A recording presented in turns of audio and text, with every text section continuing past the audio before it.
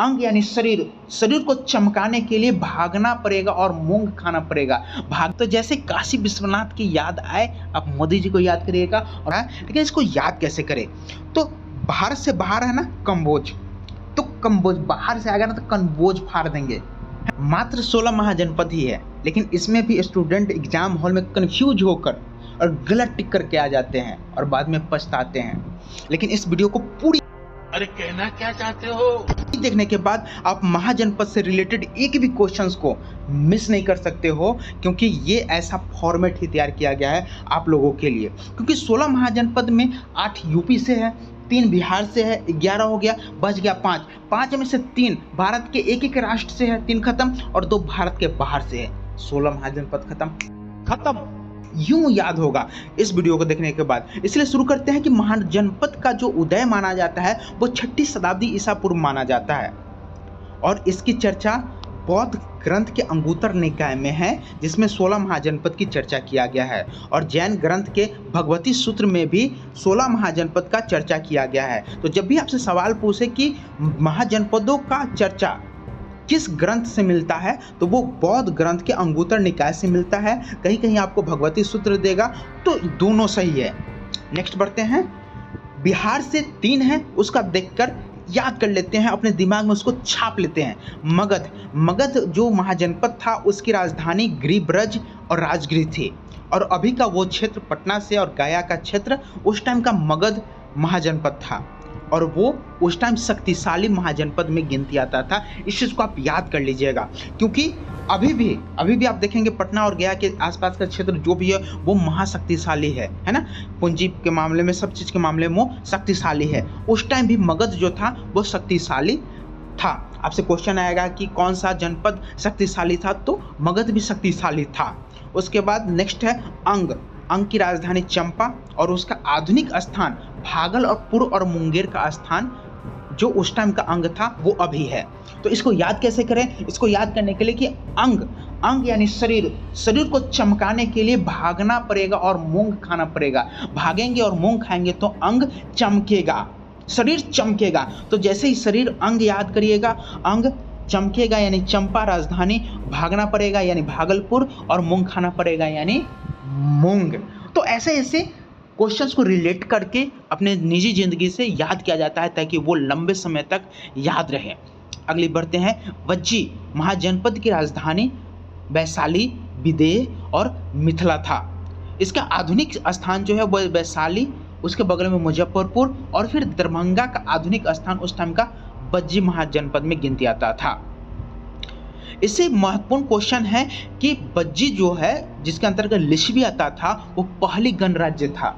दूसरी सवाल आपसे आ सकता है कि वज्जी महाजनपद में कितने जनपद थे, तो 8 जनपद थे। ये महत्वपूर्ण पॉइंट आप लोगों के लिए ऐड किया गया है, ताकि इस चीज़ को आप लोग याद कर ले। तो आपसे सवाल आएगा कि लिच्छवी जो कि पहली गणराज्य थी वो किस महाजनपद के अंतर्गत था, तो वो वज्जी महाजनपद के अंतर्गत था। यूपी के काशी का राजधानी वाराणसी, और इसका आधुनिक क्षेत्र वाराणसी के आसपास का क्षेत्र।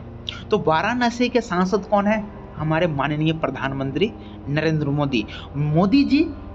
काशी विश्वनाथ की बात करते हैं ना, तो जैसे काशी विश्वनाथ की याद आए, आप मोदी जी को याद करिएगा, और मोदी जी जैसे ही याद आएंगे आपको वाराणसी याद आएगा, क्योंकि उन्होंने वाराणसी के विकास में अच्छा योगदान दिया है, और वो वाराणसी के सांसद भी हैं। तो काशी की राजधानी वाराणसी, और आधुनिक क्षेत्र जो है वो वाराणसी के आसपास है। नेक्स्ट है कौशल की राजधानी श्रावस्ती, और वो उसका जो आधुनिक क्षेत्र है वो फैजाबाद, गोंडा और बहराइच है। इसको याद कैसे करें? तो कहानी सुनाते हैं आपको। महात्मा गांधी जब थे, उन्होंने कभी भी हथियार नहीं उठाया, अहिंसा के पुजारी थे, लेकिन उनमें ऐसी कौशल थी बात करने की, मनाने की, अनशन करके भी वो लोगों को मना लेते थे अपनी बात के लिए।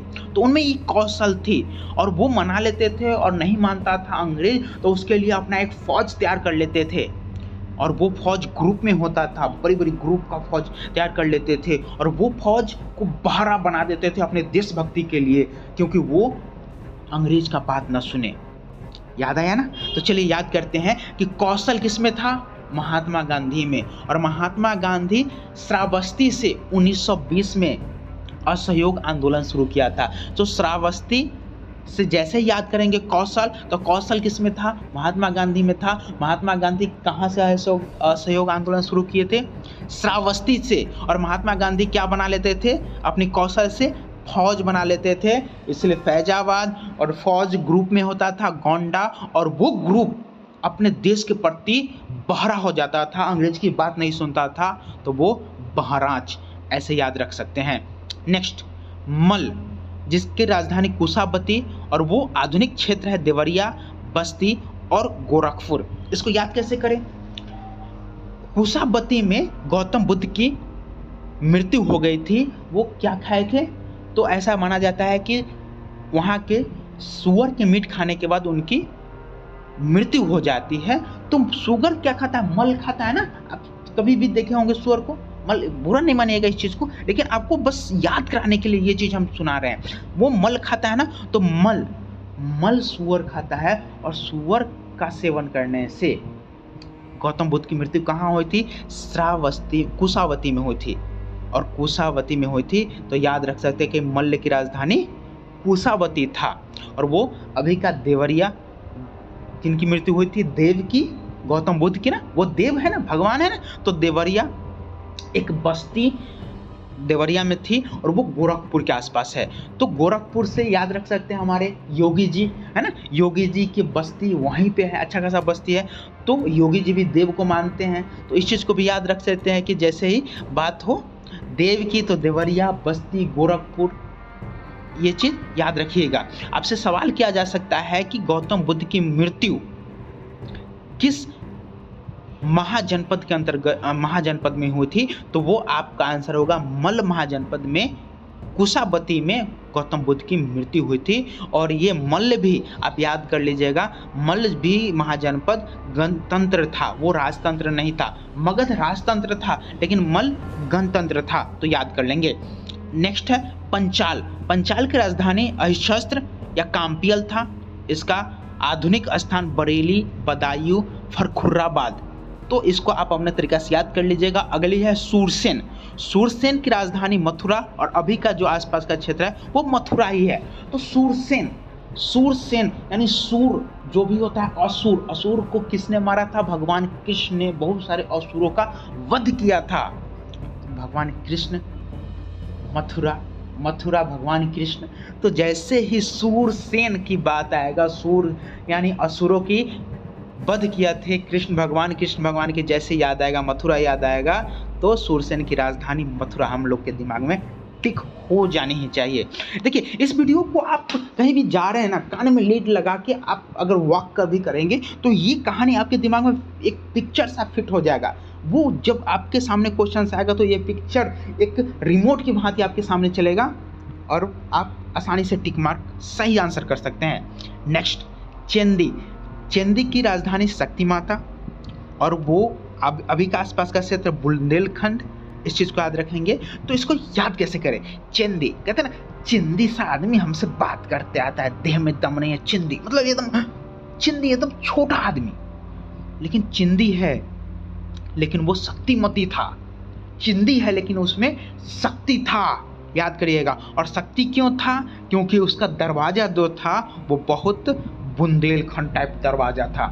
भाई साहब, जब मेरा घर का दरवाजा टाइट होगा, हम कितना भी चिंदी होंगे, कितना भी कमजोर होंगे, टाइट से अपने घर में तो रह सकते हैं ना।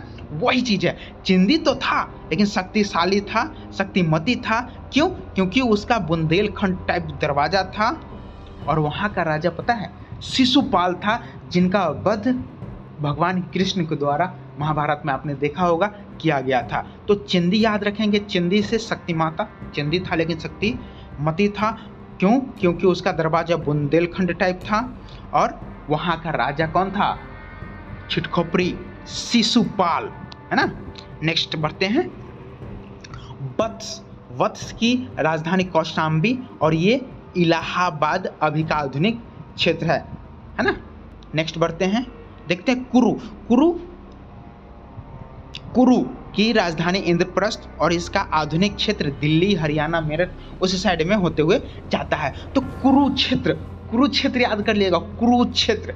और कुरुक्षेत्र में भगवानों की बात हुई थी ना, कृष्ण भगवान थे, है ना, बहुत सारे भगवान आते थे देखने के लिए कुरुक्षेत्र को।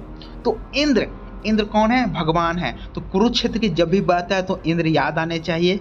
इंद्रप्रस्थ और आधुनिक क्षेत्र दिल्ली, हरियाणा और मेरठ था। की राजधानी उज्जैन या महिष्मती, ये मध्य प्रदेश मालवा में पड़ता है। इस चीज को आप याद कर लेंगे। अवंती, उज्जैन, है ना, अवंती में उज्जैन, महिष्मती, उज्जैन, महिष्मती, मालवा। नेक्स्ट मत्स्य विराटनगर उसकी राजधानी, और वो अभी का स्थान है जयपुर, अलवारपुर, भरतपुर, जो कि राजस्थान में पड़ता है वो है। तो इसको याद कैसे करें? इसको याद करेंगे कि विराट कोहली कहाँ गया था? जयपुर गया था, राजस्थान। तो वहाँ पे पानी थोड़ा सा मिला, उसमें मछली दिखा, तो वो मछली को देखने लगे, है ना, कि भाई साहब ये राजस्थान में सूखा प्रदेश में पानी और भी मछली, समझे, उनको अचंभा लगा, तो वो देख रहे थे। तो मत्स्य की राजधानी विराटनगर, और वो क्षेत्र कौन सा है? जयपुर, अलवारपुर, भरतपुर, जो कि राजस्थान में है, याद कर लेंगे ऐसे। नेक्स्ट है अश्मक। अश्मक जो है वो उसकी राजधानी पोटली या पोटन, वो गोदावरी नदी क्षेत्र में आता है, जो कि आंध्र प्रदेश में है। इसको याद कैसे करें? अश्मक यानी अश्व घोड़ा होता है ना, घोड़ा पे पोटली लेके और पोटन लेके लोग गोदावरी नदी पार करता था, क्योंकि गोदावरी बड़ी थी ना, तो पोटली में कुछ खाना उन्हें लेके पार करना पड़ता था। तो अश्मक की जैसी बात आएगी, घोड़ा याद आना चाहिए, अश्म और पोटली या पोटन, और वो क्षेत्र कौन सा था? गोदावरी नदी का क्षेत्र जो अभी है वो दक्षिण भारत में है, और वो आंध्र प्रदेश में है। हम सभी को पता है कि गोदावरी नदी आंध्र प्रदेश में है ना। यूपी से 8 हो गया, बिहार से 3 11, 3 एक राज्य से हो गया, 11 3 14। अब बच गया 2 जो कि भारत से बाहर का है, वो है गंधार, जो कि तक्षशिला उस समय का शिक्षा का बहुत बड़ा केंद्र था।